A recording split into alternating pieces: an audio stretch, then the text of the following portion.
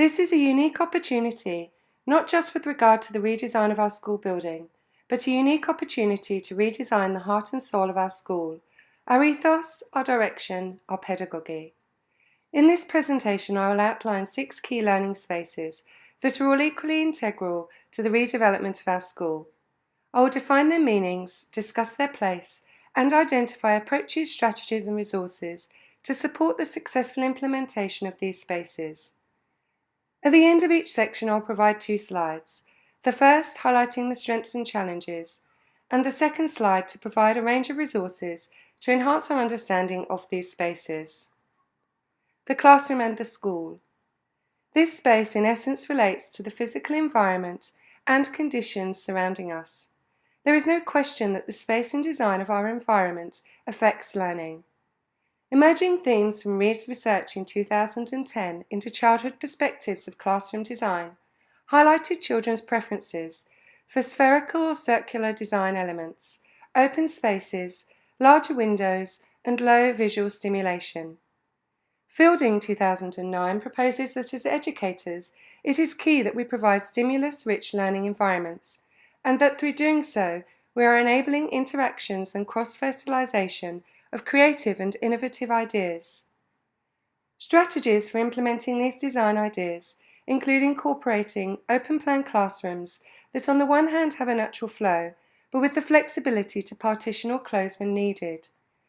Choosing and using furniture that is modular and movable, creating open spaces with learning areas, and limiting visual stimulation are effective approaches to achieving this. The group learning space. The value of utilising the group learning space is essential to the development of our school. In essence, approaches such as collaborative and cooperative group learning have very similar requisites, in that they promote social skills and peer interactions, they involve the contributions of all group members, all contributions are valued, diversity is celebrated, and the focus is for the group to work towards a common goal. However, alongside the similarities are distinctive differences. With cooperative learning, the goal is teacher-structured, and students must work together in a team approach, whereby the success of the group is determined by everyone pulling their weight, and every individual achieving success or mastering a skill.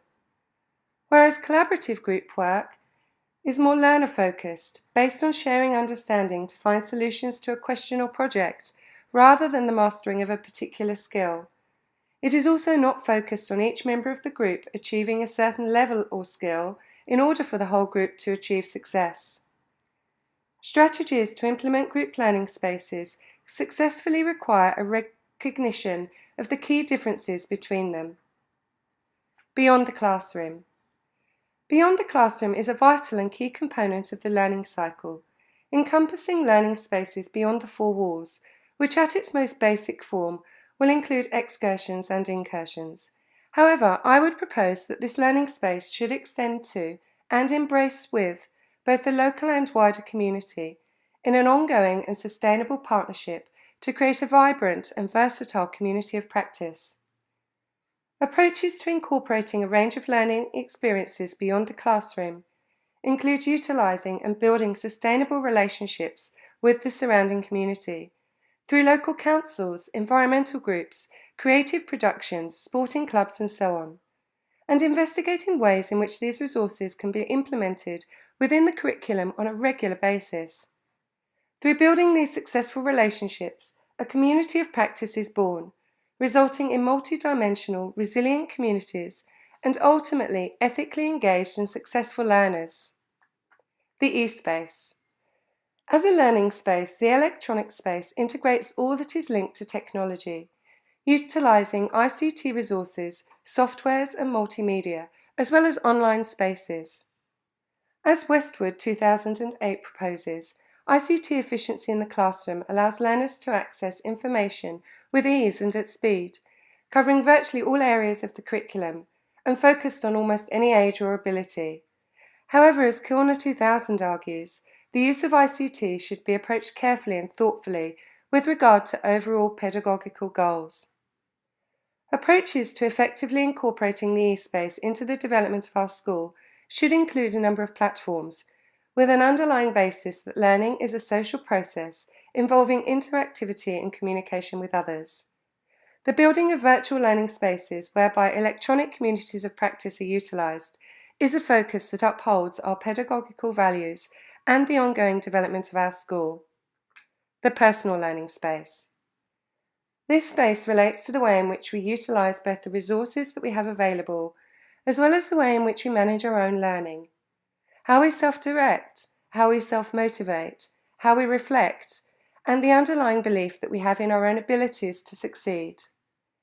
In order for us to fully utilise this space, more emphasis needs to be placed on the process, not the product, the journey, not the destination, the meaning, not the success.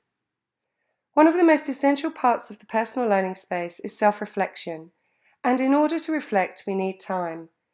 This needs to be built into our pedagogy as an essential part of the learning cycle. Time to ponder in directed and undirected ways, time to think, analyse, evaluate, time to understand, time to let the messy chatter in our minds be still. Through using the language of personal learning within the everyday and embedding this within all areas of the curriculum, students become more critically adept at thinking about their own learning. Personal taxonomies are also a really effective resource for students to be able to break down and illustrate the different parts of their personal learning space, which in turn allows them to think more abstractly about this space and reflect on their own learning. The liminal. The liminal is perhaps the most challenging learning space to present, but is equally the most interesting. It is an intangible learning space that exists in simplistic terms between what was and what is. A conceptual threshold, a transformational space that exists when we step into the unknown. It can be a space where we have more questions than answers, a space that may feel awkward, uncomfortable, messy and challenging, a destination as yet undefined. However, the liminal space is where true transformational learning takes place, where our previous knowledge, concepts or understanding are often completely unsettled and recalibrated to come to a new knowing or understanding. Due to the uniqueness of being human, I don't believe that there is one completely overarching and all-encompassing definition to describe this space. However, it is in understanding that it exists that we are able to support and guide our students through it. I believe this space links beautifully with the personal, as it is in truly knowing ourselves that we are more able to embrace the liminal and understand that it is a space to be faced head-on with positivity, determination, and ultimately the knowledge that through entering the liminal we will leave with a greater sense of meaning. One of the strategies for enmeshing this space within our school is to make it an integral and necessary part of the learning journey, openly and supportively discussing difficulties in our learning, highlighting mistakes, challenging perceptions, and collaborating with others to form new understandings. Allowing students ample time for reflection, to think, question, analyse, and ultimately to develop an inquiring mind. In conclusion, I would like to finish with this. This opportunity is not necessarily a quest for knowledge per se. It is not a means to an end or an enterprise to build the perfect school. What it is a thirst for understanding, an ongoing journey, both for ourselves and our students, that has no end and no beginning. An ongoing journey as and with an inquiring mind, a mind that continues to question, to think, to ponder, to wonder, and ultimately a mind that creates meaning, with the underlying knowledge that nothing is truly permanent, everything is subject to change, and being is always becoming.